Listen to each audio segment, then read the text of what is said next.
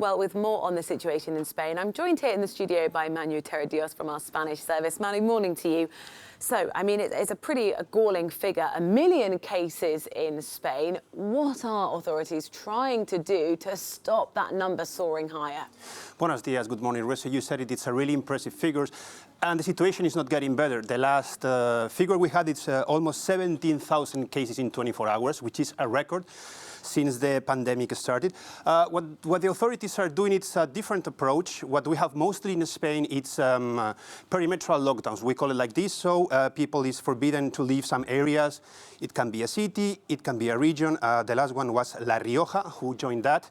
But this could change really soon, because today there is a meeting between national authorities and all these regional leaders. And for sure, some regions are going to put on the table this famous curfew to try to tackle the situation. Because if we say something like it is out of control, you know, it's probably the reality.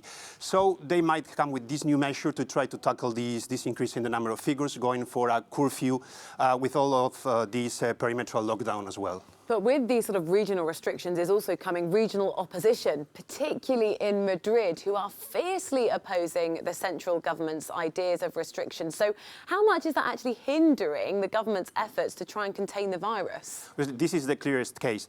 In Spain, management of the healthcare system is it's been transferred to the region, so they are supposed to handle it. Madrid is governed by the People's Party, Partido Popular, Conservatives, and then we have the national government, which is socialist. They've been clashing over what to do, because government wanted to implement the state of alarm in the region, and they did it, so they could implement this regional lockdown. People could not leave some cities there. And the regional government is opposing that, because it would mean that they fail to control the situation. Obviously, at least it's slowing down all the measures, because there is no agreement, and obviously it's having a really bad impact in how it's evolving. And Madrid itself, it's more or less roughly 25% of the cases that we have detected in Spain since the pandemic started in March. And there's going to be a no confidence vote that's been tabled for later on today in Spain. Why is that, and is it likely to pass?